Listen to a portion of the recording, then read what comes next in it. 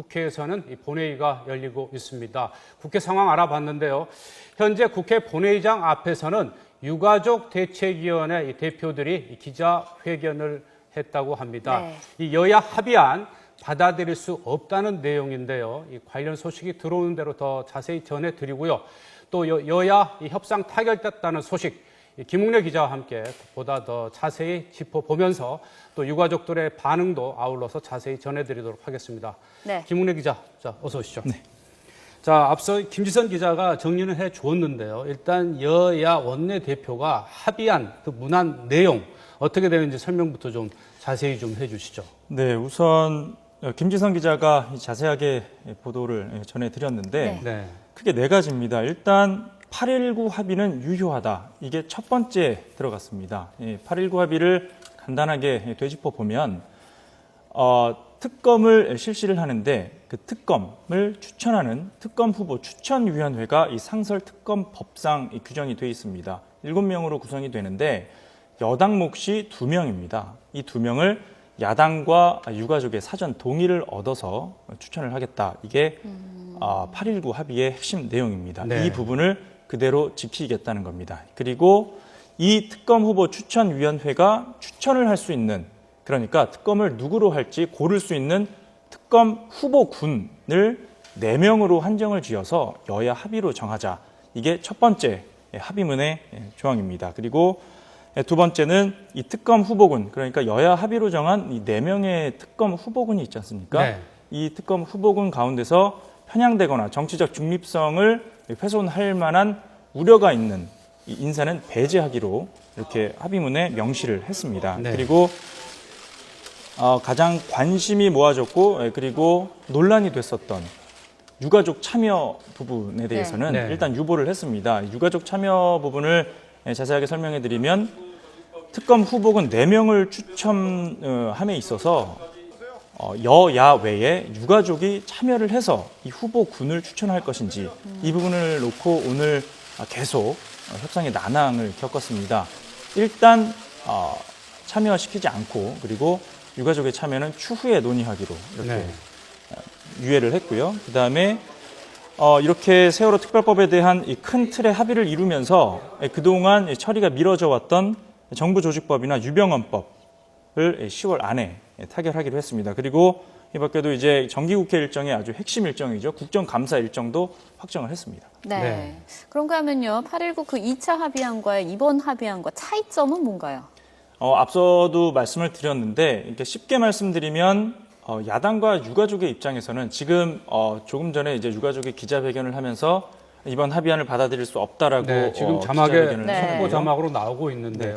그 우선 유가족 그 입장부터 제가 먼저 네, 전해드리겠습니다. 지금 현장에서 저희 취재 기자가 취재를 해서 저한테 속속 전달을 해주고 있는데 네. 우선 한마디로 말씀드리면 이번 합의안을 받아들일 수 없다는 겁니다. 왜냐하면 말씀드린 대로 여야가 추천을 하는 그 특검 후보 추천위원들이 특검을 최종적으로 검사를 고르게 되고 네. 네. 그리고 이 위원들이 고른 검사 2명 중에서 대통령이 최종적으로 1명을 선택을 하게 됩니다. 네. 이게 이 절차인데 이 후보군 4명을 결정하는 데 있어서 유가족이 참여를 해야 된다. 네. 이게 유가족의 입장이었고 네. 그리고 이 안을 토대로 해서 어제 유가족들이 모여서 총회를 한 겁니다. 네. 이 협상안이 유가족의 유가족 입장에서는 마지노선이고 이 협상안을 가지고 만약에 합의를 한다면 힘을 실어주자 이렇게 어저께 총회에서 결정이 된 거였거든요. 그런데 유가족이 일단 빠지지 않았습니까? 네. 그렇기 때문에 그 유가족들은 부분은 네. 추후에 논의한다 이렇게 돼 있죠. 네, 유가족 참여 부분은. 이 조항을 사실 이 합의문 조항은 이제 해석하기 나름입니다. 그러니까 여야 입장에서는 추후에 논의하기로 한 만큼 조금 더 두고 보자라는 입장이지만 네. 유가족 입장에서는 당연히 당장은 배제된 것 아니냐 이렇게 반발을 하고 있는 거죠. 그래서 새누리당은 물론이고 믿었던 새정치민주연합마저 약속을 깨고 네. 이렇게 성급하게 합의를 했다. 이렇게 지금 반발을 하고 있고요. 그리고 유가족은 잠시 뒤 10시에 안산 그 합동분향소에서 네. 정식으로 기자회견을 할 예정입니다. 네. 유가족들 반응 지금 속보로 전해드리고 있는데 여당 개입으로 이 특검의 중립성이 훼손됐다 이렇게 얘기를 하면서 여야가 합의한 내용은 이제 받아들이지 않겠다 지금 그런 입장인데 네네. 어찌됐든 지금 여야끼리는 이제 특별법 협상 극적으로 타결이 됐습니다. 그렇죠. 뭐 여야 모두 조금은 이제 아쉬운 점은 있겠지만 앞으로 이제 어떤 절차 또 국회 정상화라든지 전국 정상화 어떻게 됩니까? 그 사실 뭐 시청자 여러분들께서도 가장 궁금한 부분이 네. 그 지난 1, 2차 합의안이 새정치민주연합 의원총회 과정에서 추인을 받지 못했기 때문에 이번에도 또 그런 과정을 겪게 되는 것 아니냐 이렇게 우려를 많이들 하실 겁니다. 네. 네, 조금 전에 저희 취재 기자가 전해온 바에 따르면 새정치민주연합이 의원총회를 했고요. 그리고 네. 박수로 사실상의 추인을 받았다고 합니다. 그렇기 네. 때문에 지금 새정치민주연합 의원들이 전부 본회의장에 들어가서 그동안 미뤄져 왔던 법안들을 91개 법안들을 처리를 하고 있는 거고요. 그러니까 이 세월호 특별법 오늘 협상 관련해서는 향후 이 남은 어떤 추인이나 이런 과정은 사실상 없어졌다. 이렇게 형식적인 보는 시각이 욕구에 우세합니다. 불과하다. 네네. 네. 그리고 지금까지는 사실 지난 5월 19일 날 대통령이 특별법 제정을 약속한 이후에 국회 논의가 본격화됐고요. 그리고 여야 공동 TF팀을 만들어서 이 특별법을 논의를 해왔습니다. 그런데 이 TF팀에서 접점을 찾지 못했고 네. 그래서 여야 원내 사령탑들이 나섰거든요. 그래서 오늘 합의 이후에도 이 원내 지도부가 설명이 있었습니다. 그러니까 앞으로 이 세월호 특별법 협상 어떻게 마무리할 거냐, 네. 누가 마무리할 거냐라고 기자들이 물었고 원내 사령탑들은 오늘 합의문에 서명한 사람들이 주도적으로 한다. 오늘 합의문 서명한 사람들이 양당 원내대표 그리고 정책을 책임지고 있는 양당의 정책위 의장 그리고 양당 협상을 책임지고 있는 원내 수석부 대표 이렇게 양당 각각 3명씩 참여를 했었거든요.